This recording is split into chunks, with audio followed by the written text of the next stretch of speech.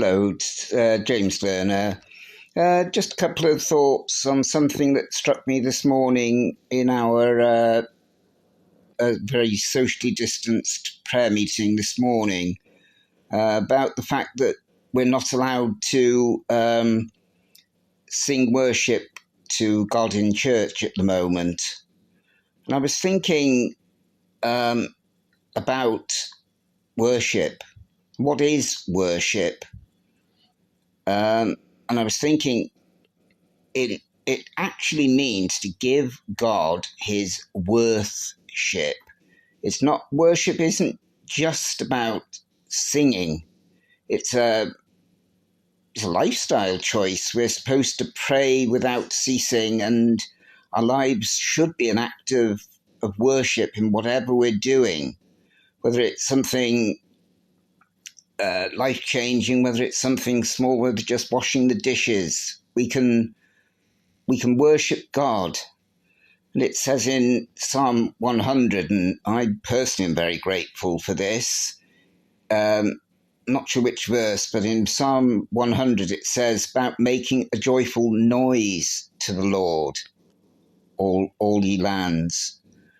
And it doesn't say make a pitch perfect noise to the Lord or a pitch perfect sound to the Lord. In one sense, it almost doesn't matter whether we can sing or not. We are called to make a joyful noise. And I know for my mother and for my sister, because of her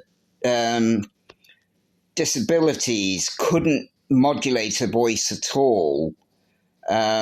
She didn't start speaking, she didn't learn to speak until she was about 10, after extensive years of speech therapy.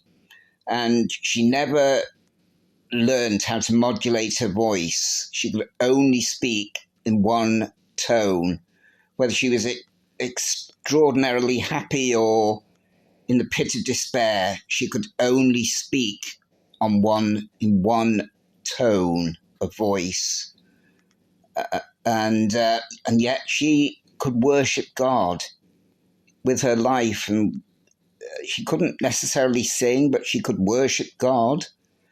And my mother was a glorious singer, especially apparently in her younger days. She was a wonderfully gifted singer. She was a wonderfully gifted pianist. Apparently she got to grade 8 on the piano.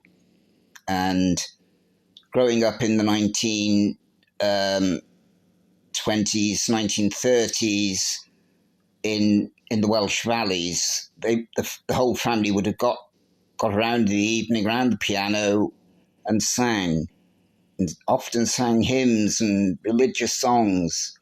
And she was a glorious singer, as apparently was my grandmother.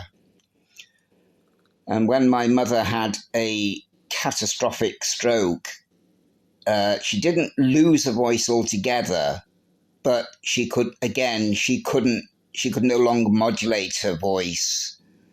But even in that totally changed state, that horribly changed state, boy, could she worship God. And everybody knew that she was worshipping God. So it is important to sing to God. It is important to make music. It is important to be excited in God's presence, to be ecstatic in God's presence.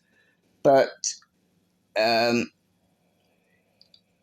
just wondering at the moment whether slightly too much is being made of the fact that churches are not allowed to worship, we're not allowed to sing.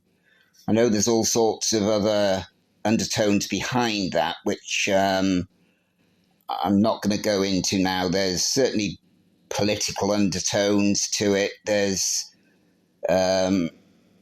probably satanic undertones to it that people in higher places do not want churches to succeed. They want to see the church closed and to remain closed. But I'm not going to go into that right now. But in whatever form we can, wherever we are, let us make a joyful noise, whether it's just quoting scripture, quoting songs,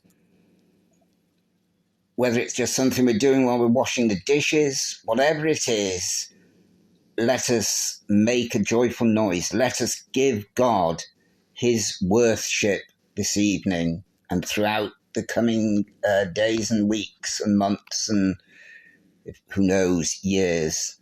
Amen.